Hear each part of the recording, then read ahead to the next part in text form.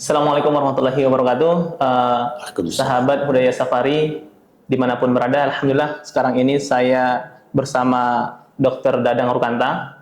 Beliau ini adalah dokter ketika haji di tahun ini, dokternya Hudaya ketika berangkat di tahun 2026 ya dok ya. Kita akan sedikit bertanya kepada Dr. Dadang, bagaimana sih pengalaman dokter ketika berangkat di tahun ini haji bersama Hudaya, dan kemudian pengalaman apa nanti yang bisa diberikan kepada jamaah haji dan umroh ketika mau berangkat dari sisi kesehatannya?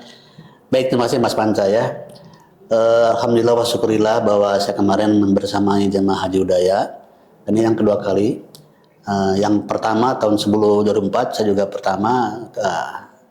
Terus terang bahwa saya haji itu pertama kali tahun 96. Masih muda, dokter umum, belum punya asesmen apa-apa. Nah setelah dua kali ini saya melihat bahwa sesungguhnya haji dan umroh itu ada ibadah yang memang dilakukan secara fisik dan spiritual. Itu perlu adanya penyatuan antara fisik spiritual pada saat melakukan ibadah.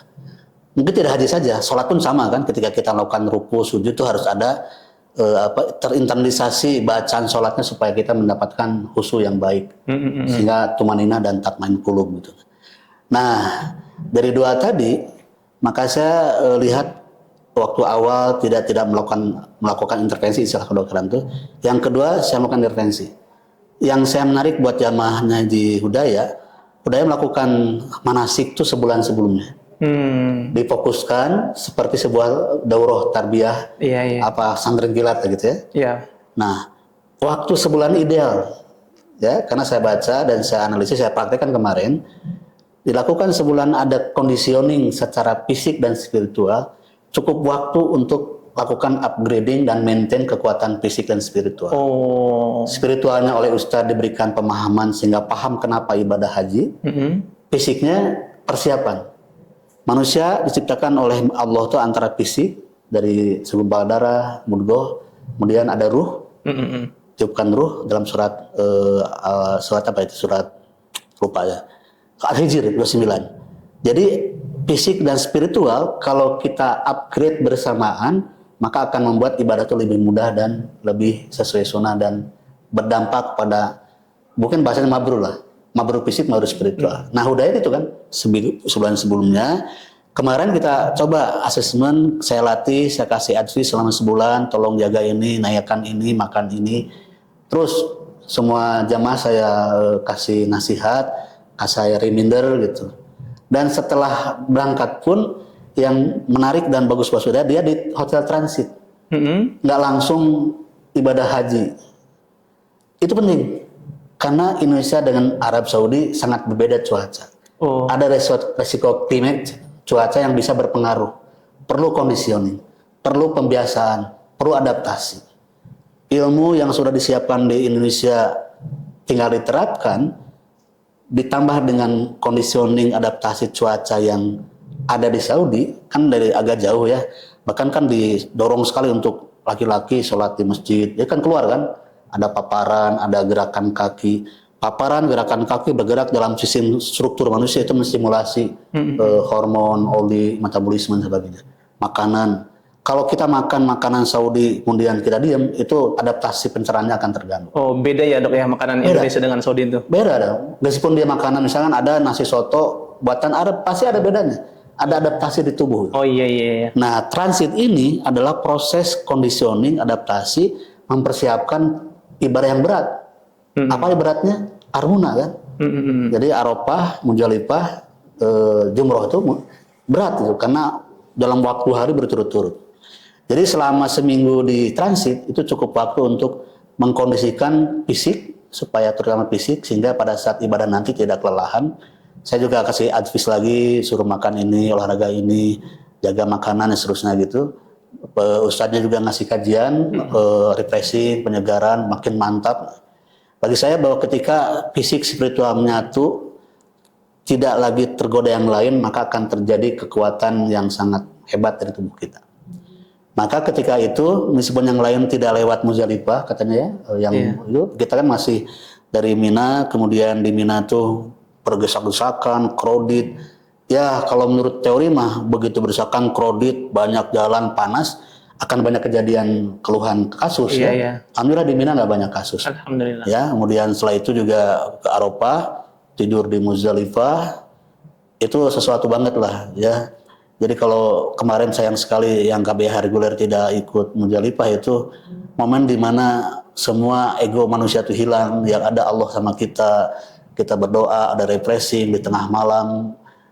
Saya pernah mengalami dulu waktu masih muda, saya di hutan, kemudian tidak ada suara apapun, sangat enak lah berdoa di tengah malam tuh. Ya, hening ya dok ya. Hening, dan mungkin itulah saat terdekat kita dengan Allah. Iya. Jadi jangan tinggalkan Muzdalifah, karena sesungguhnya Muzdalifah kecintaan yang tinggi pada Allah. Jadi setelah Muzdalifah kemudian ifadah dan selesai kan di Mina untuk jumroh, maka rangkaian itu ternyata ngalir dan ada kemudahan.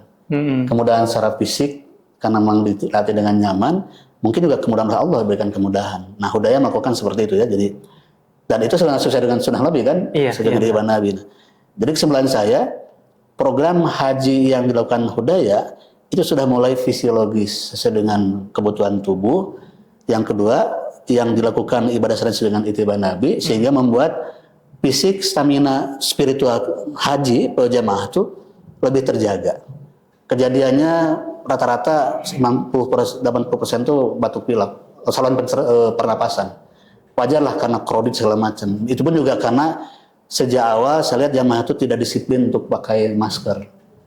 Padahal untuk menjaga paru itu masker, menjaga jantung jalan ke masjid, menjaga sendi jalan ke masjid dan makanan yang cukup. Jadi alhamdulillah kemarin bukan saya pantau, setelah haji saya pantau lagi, saya tanya, saya kasih reminder, nasihat, kemudian tanya, rata-rata recovery-nya itu cepat. Kalau recovery pasca haji di bawah 5 hari, berarti bahwa proses itu fisiologis.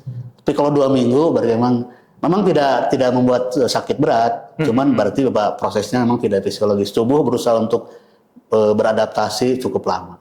Apalagi kalau ada penyakit berat, pasti akan lebih ruwet. Jadi saya kira mungkin sahabat Hudaya sekalian, dari pengalaman doa tadi, haji adalah ibadah fisik yang perlu persiapan spiritual dan fisik yang benar.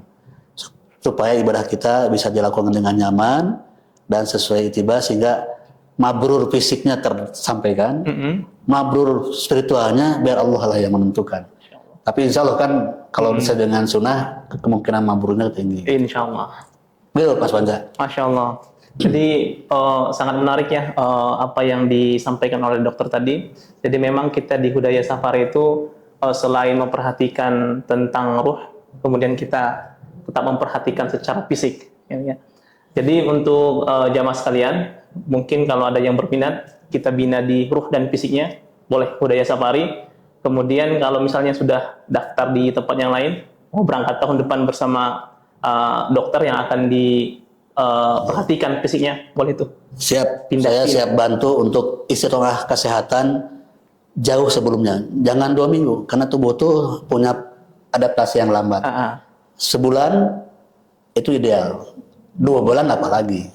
Tapi beda. Kalau kita diudayakan begitu pasien, begitu jamaah dia mendaftar, kita asesmen kan, apa masalahnya, apa darah tinggi, apakah keluhan lutut, keluhan pinggang dan seterusnya. Jadi asesmen itu kita tahu, oh ini harus apa strateginya, gitu kan? Kalau kita mau perang, mau ke Garut, mau ke Jakarta, punya planning. Kalau nggak ada planning, terjerumus. Benar. Di Hudaya kita bikin planning, tidak hanya pada saat mau berangkat, jauh sebelumnya kita bikin planning. Insya Allah, fisik dan spiritual. Oke, terima kasih Dokter Dadang. Jadi jamaah sekalian, kalau mau daftar segera, ya, jangan tunda-tunda. Mungkin ini yang bisa kami sampaikan. Assalamualaikum warahmatullahi wabarakatuh. Waalaikumsalam warahmatullahi wabarakatuh.